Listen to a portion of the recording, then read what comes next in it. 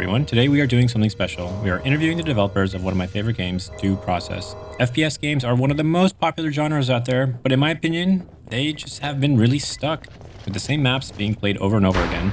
It becomes a bit stale because you always expect the same thing. This game is different. There are over 100 maps in this game because they can be procedurally generated, and with so many different maps, it puts a bigger emphasis on making a plan and executing it with your team. More strategy, less meta. This game released during COVID and had a rocky release. It laid dormant for a while, but it has recently roared back. It even broke its all-time player count. The snowball is forming, and I'm hoping to keep the momentum going, so I invited the developers to come on and to chat through their recent success. What is it like to revive a game? How do you sustain the momentum? And what is to come are some of the topics we dive into. If this is your first time here, this channel focuses on multiplayer sim gameplay. So if you're into that, please subscribe. All right, give me 1 second. Now I have to hype myself up. Oh, God, hold on. You got this, Enigma. Come on, yeah. No, I actually, I really do like your guys' game, and I did want to. I've been always trying to support it, and now that you guys are kind of rolling again, I thought it'd be good to make a video. So thanks for hopping on. I guess before we really get going, if you guys can introduce yourselves. So first, we have Bard and Tetra. Bard, you want to go first? Yeah, my name's Alexander Bard. I'm the creative director of Due Process and pretty much led the team that made the game since the very beginning. So, Tetra. My name is Tetra. I'm currently the, lead developer of revival team of Due Process right now. All right, great. So real quick, if people are not familiar with the game, because I really do like it. The way that I describe it is, it's like, well, you guys may not want to say this because you guys probably don't want to throw shade at other developers, but I have always described it as it's Rainbow Six Siege, but if Rainbow Six Siege was good. The game doesn't really seem like it falls into the same traps as like a lot of other FPS games because of just like the map meta and people expecting people to be in that corner they're always in. You guys have like map tiles and the maps are generated, so they're different. And there's a big emphasis on, because it's a breach and defend type of gameplay loop. There's a big emphasis on executing a plan, and I think it's great. The art style's interesting. It feels unique, and I would love to hear from from you, Bard, to talk about like the original inspiration for the game, because I have always been obsessed with this game, so I'm kind of curious to get into your mind. yeah, I mean, the original inspiration was, the OG Rainbow Sixes, pretty much everything before Vegas. But, I played the multiplayer of Raven Shield quite a bit, and I was quite disappointed by, the theme and the promise of that game was that it would be this highly tactical gameplay, and really the only tactic was taking the maximum number of grenades and throwing them over and over down a hallway. And so like there'd be like 10 minutes of people throwing grenades and then the match would actually begin. And unfortunately, I haven't seen much more strategic development from this genre. It seems like there's either esport games, which of course you're familiar with, where the tactics are kind of very two-dimensional. I like to joke that all of the years of Counter-Strike, we're still doing Rush B as the strategy, right? But the other domain is, of course, I think, more realistic tactical shooters, things like Ground Branch. And I always found that as much as I love those games, they tend to be quite unfocused in their gameplay, where the esport games are hyper-focused. And what we wanted to do was essentially just fulfill the original promise of the genre, which is that you need to work with your team to actually execute a strategy in order to win. So it's a very simple concept for a game, and we had to come up with quite a few design tricks to make that a reality and actually reward players for playing the game in that way. That's funny you mentioned Raven Shield, because I grew up playing Rainbow Six, the original one. Mm-hmm. And I really remember when I was playing that game, I used to spend more time on the map screen than actually playing. Like I used to try to challenge myself to see if I could win just by the plan alone and me not doing anything, having the AI do everything. And I played all the Rainbow Sixes, but Raven Shield, I got memory hold. I forgot that game even existed, and I remember too the grenades and like everyone just like lean walking or leaning constantly. That I bounced out that game really quickly. Yeah, I forgot about that, but you're right. I mean, there's not too many games in the genre. I mean, I think the only other one that I can think of that I played quite a bit was SWAT 4, and then for multiplayer, like it has been kind of dry for a bit. And to your point, like Counter Strike, which is a great game, but I played that 1.4, 1.5, 1.6, and Source, and like I can't do it anymore. Um, so I have like how do I want to say this? I have like a history of the game, and I don't know if it's actually true, but in my mind, like this game can't kind of came out of nowhere.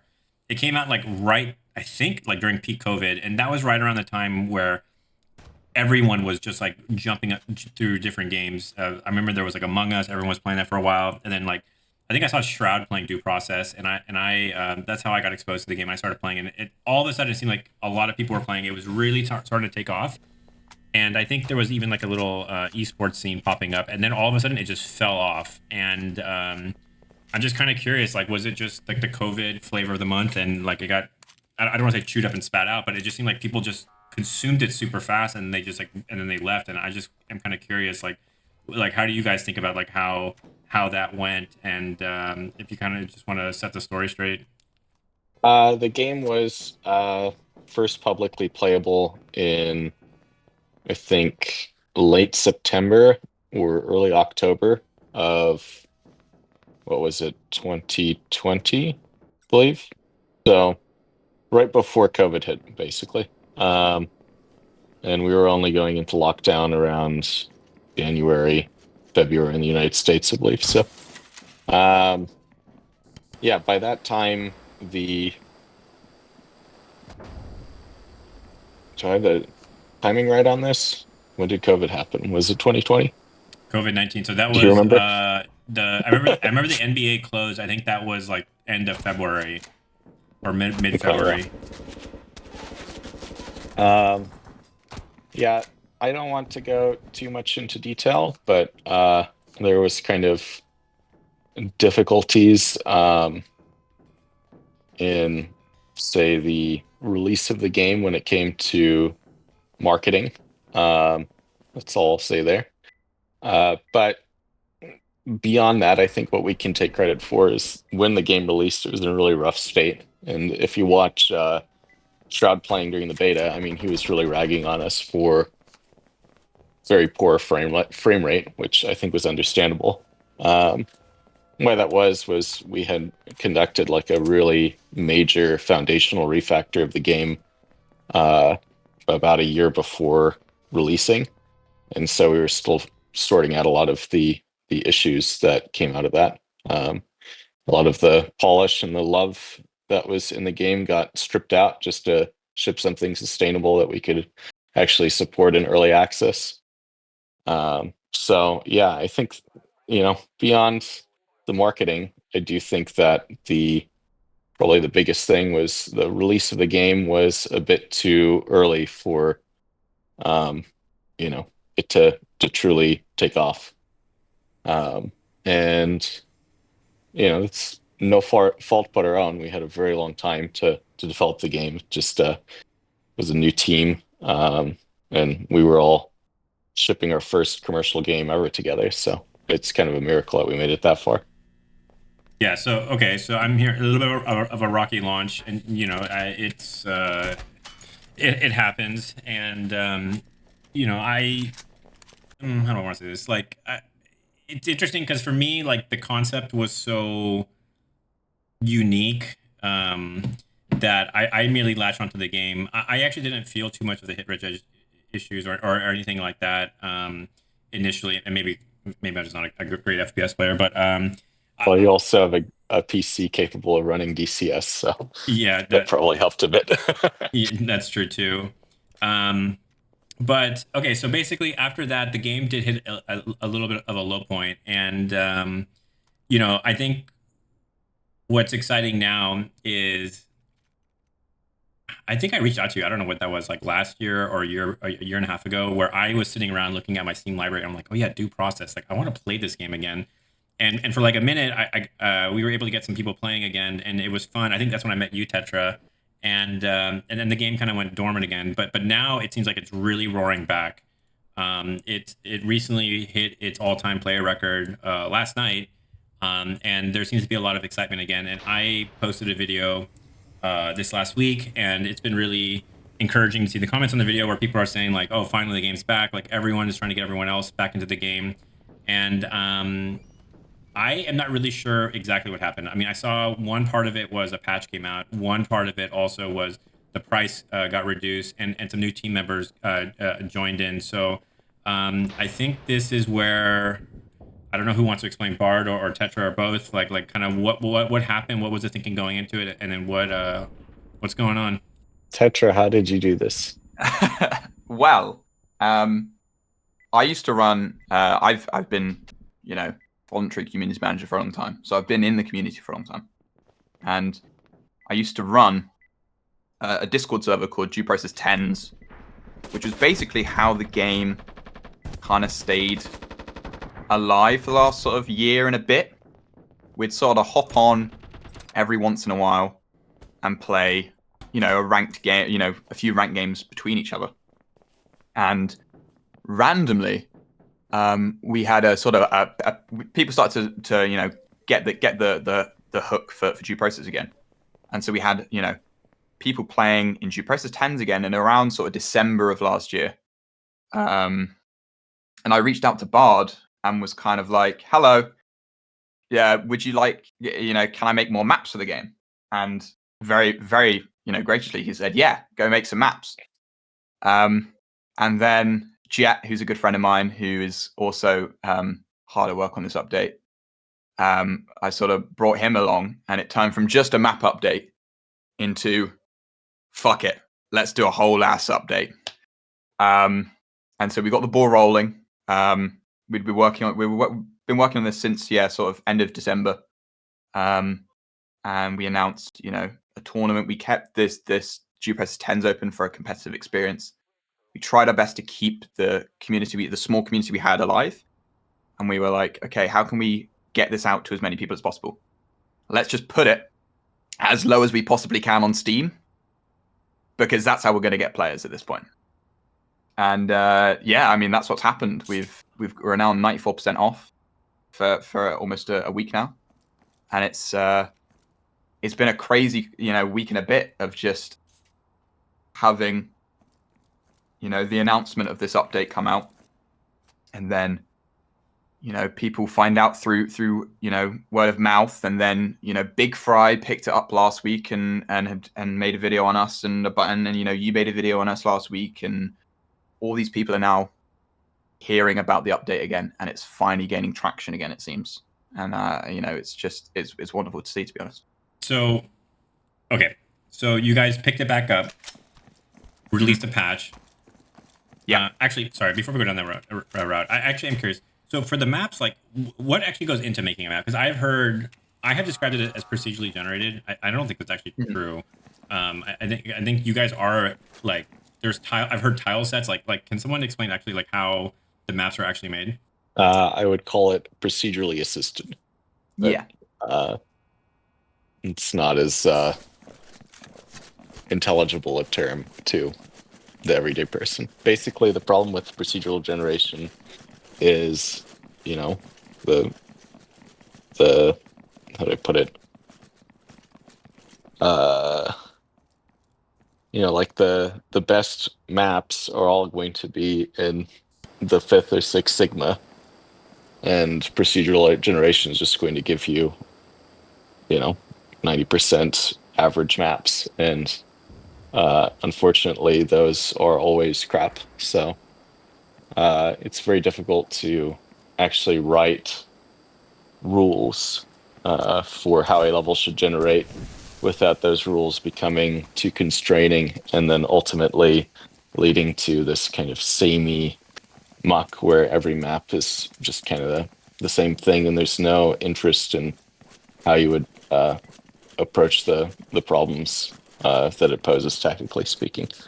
So what we did ever since the very early days of the game, since we switched off our early block dude prototype, all the levels were generated basically within the editor, and then we'd have level designers like Tetra come in, and the most important thing they do is place doors. But they'll also shift cover around. They'll even introduce entirely different rooms at times. Sometimes it can get a little carried away.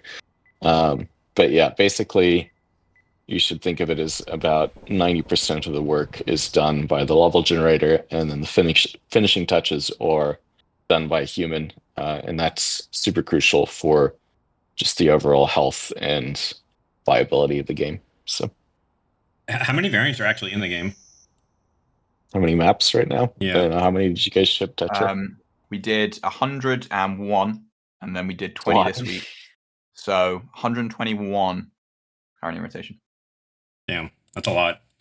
That's a lot. Because I don't think I've actually ever played the same map twice. Like it literally does feel different every time I get on. Well, I think had we hit our sales targets, then perhaps that would actually be the case, that you never play the same map twice. But you'll see interesting metas develop with the due process league. Like they'll identify maps, and you'll see kind of like a meta play out over just a couple of weeks, where people kind of figure out how to optimally play maps, and that is ultimately why we have procedurally generated maps, is to avoid that most basic optimization that people do, where every round plays out the same way, and there's then no need for a planning phase, of course, right? So what's new in this patch? So I think it's like for the grenade. I mean, I missed a previous patch, but for me, what seemed like it was new was that like there's the riot shield. That you guys had the LMG for the defending side, a riot shield for the attacking side, or ballistic shield for the attacking side, and then I think there's the markers or indicators of where you're throwing grenades. I think those are like the biggest things, right? So the shield and the indicators were in a previous update. What we did to the shield was we shortened it a bit height-wise, because it had very little counterplay right now, so we changed that up. We added tooltips, which is another big thing in this update, which are on the TAC map. If you hover over a door or like a special objective, like the button or the breaker, it'll give you information on what you can do with it, like if it requires a shotgun to open, if it can be kicked from both sides, things like that, which hopefully have made the new player experience a bit easier, and have made the influx of new players sort of be able to pick up the game a bit easier and figure stuff out. We had a new battle pass with this update as well. 143 tiers of changes of customization. Apologies. A free battle pass. Yes, a free battle pass. Yes, sorry. I forget that battle pass is like now a tainted word in the gaming industry. And we changed visibility, so we basically made all of the cosmetics on attackers and defenders brighter, and we sort of made all the surrounding areas duller, so it should be easier to see people. A rank season, so that ends on the May 1st, and if you peak rank, you'll get a skin. We did some map stuff. We changed how the generation works for some tile sets. Did a lot of balance changes, but it was kind of a big sort of community gripe. This is how we've been defining it. It's we took a lot of the feedback that we had over the years of playing and the community playing, took that into consideration, and tried to change things that people felt were annoying in the game or didn't enjoy, and tried to fix those and make them more enjoyable. So now that you guys are like well, the way I'm thinking about it is like the snowball's going down the hill, and like the snowball is definitely getting bigger. What is what's the plan now? So we're back to weekly updates. So 20 new maps every week. 20 in, 20 out, which should hopefully keep the game feeling somewhat fresh. Like I mentioned, the ranked season should keep some people invested in playing ranked and trying to grind for those ranks. We've also currently got a charity tournament running in aid of Special Effect, and we're raising money for them. So we're doing a lot of community events, a lot of updates, and we're going to try and do these smaller updates spread out, and then have major updates more after a certain time, but have small updates in between with big updates months apart type of thing. Are you guys, I don't want to pry, but like, do you have any sense of like these bigger updates, like what you want to include? Like, I understand the smaller patches is probably just tweaking stuff, balance, etc. But like these larger ones, like, do you guys have any idea of like what you guys want us to tackle? Yeah, we've been talking it over. We're talking about it actually later today to just sort of get a final sort of what we all want to work on. We'd want to do overtime. That's a feature that people have requested for a long time. We'd want to do that. Figure out how to implement that. We'd also want to. I'm sorry. What was that first one? Overtime? Overtime. Oh, okay. Yes. Yeah, and figure out how to implement that. We'd also like to, do a bit of rework to the UI, and make the UI a bit, more of, it's a good UI right now. It just there's a lot of things that maybe could be more visible. So the compass, for example, we've had a lot of people saying that they'd want the compass to be more visible because it's currently it's there, but it sort of blends into the bottom HUD and stuff like that. We'd also want to add a leaderboard, which might go against everything Bard's ever thought of. But we'd want to add a sort of an in-game leaderboard rather than a sort of tab menu. We'd want to put it in both of the spawns for the teams and have them like an in-universe leaderboard type of thing. I am not opposed to a leaderboard, though I will say that people have. Candidly, I press my leaderboard button from other games all the time, and I'm like, "Where the fuck's the leaderboard?" So, That's true. We do get compliments from time to time from people saying, "I'm glad there's no leaderboard in this game," presumably because they don't want other people to see their How much is that performance. So. But yeah. Any thoughts on new maps? Like a new map style, I guess. It'd be great to have. It really would. The problem is that right now it's myself, Jet, and Simba right now who are sort of working on the game. Or working on the game, and we don't have an artist right now. So it's figuring out, what we can do to. Because again, we'd love to do a new tile set. That's like a dream. It's just we need to figure out how the hell we can get art for it. And so we're looking into it. We're looking into how we can do that later on today. We're going to talk about it and see what we can do. All of our previous levels took probably at least 6 months of development time from that as well. 4 or 5 people, so it's kind of heavy lift for these guys. They are just volunteers after all. Okay, so let's talk about that. So if someone wants to help, let's talk about the people without the technical expertise, players. I guess for them it's to hop on, get off Discord, hop on, get on, start playing, tell your friends. It's only 89 It's the least they could do. Yeah, just start playing. That's easy. And then for the people that do have expertise, let it be coding or art. Like do you guys want to get the word out on anything? What are you guys looking for? We're currently not looking to onboard anyone right now. We're sort of still figuring out what we want to do and what we can do ourselves and stuff like that. So for UI stuff, that's all doable. Like that should be at least what we're looking at should be doable by us.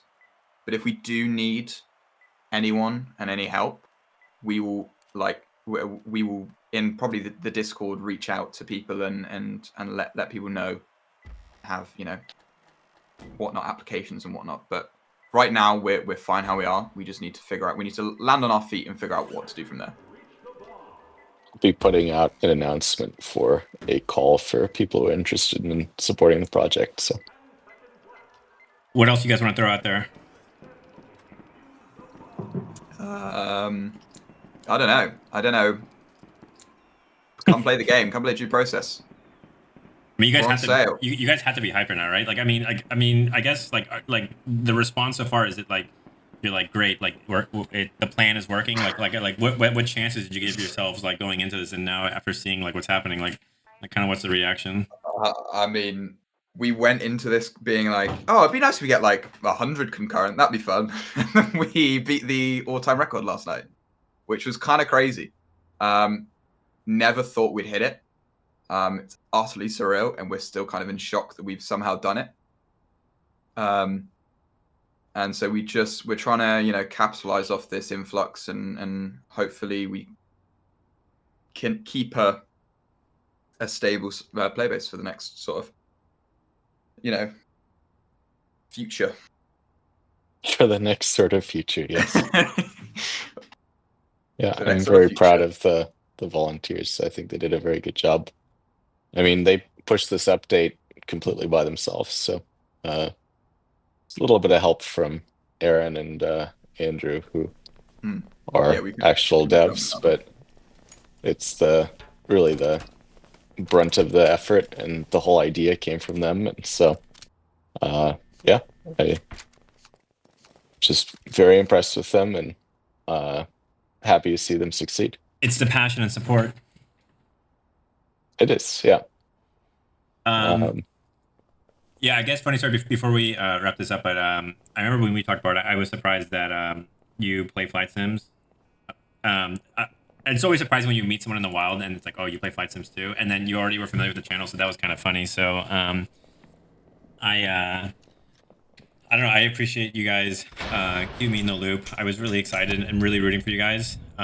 Super excited to see players playing again. I've been trying to shield this game as much as I can because I really do love this game, and I'm hoping that the snowball keeps going and it gets bigger and bigger. I'm sure, I don't know who's working on the servers, but they must be running around like going crazy trying to expand capacity. They are, yeah. I had a chat with Andrew, who's one of the people that works on servers, and I said, it's great that we have all these people, but I feel so sorry for you because you're probably running around. And he was quite thankful because they've never been stress tested this much, but it seems like it's going well. Andrew kind of took over that position after our major concurrency spike, so all of his updates and stuff have never truly been tested to any sort of scale. So, yeah. But I think beyond that, if I may speak for him, I think he's just personally very happy to see that people are playing the game. The team worked incredibly hard on this game, and we put in, all of our hearts, really. So, yeah, I've personally seen him happier because of the updates. So, I guess from the dev team, I'd like to convey my thanks, Tetra. Yeah, thanks for putting this all together and actually succeeding in a way that's much bigger than our launch is very impressive to see. Thank you for letting us do it, to be honest. I was quite surprised that you just said yes to it. It was the least that we could do. Of course. It's a cool story. It's a cool story. The game is interesting, and it's great to hear that you guys are being so open to each other, letting the community help, and then also just kind of keeping the juices flowing. So I'm excited. I recommend for everyone to get the game. It's only 89 cents. It's a very low risk to hop on. I'm really enjoying it, and all I'll say is I wish you guys good luck. And if you ever think that I can help in any way, let me know. I'm genuinely like a big fan of the game. Well, thank you, Enigma. Every video like yours means a lot to me personally and everyone else on the team. So thank you.